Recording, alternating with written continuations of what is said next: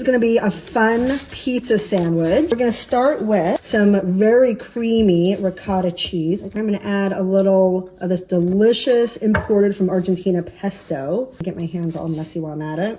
Speck is like prosciutto, but it's smoked. If there's anything smoked, like I will eat it or drink it. Sun-dried tomatoes. I already chopped these into little bite-sized pieces. So some fresh basil. I'm putting a lot of stuff on here. Parmesan cheese.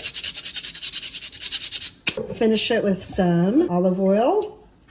This fantastic aged balsamic. I talk about this all the time. It's sweet, thicker than normal balsamic, and it's just so delicious.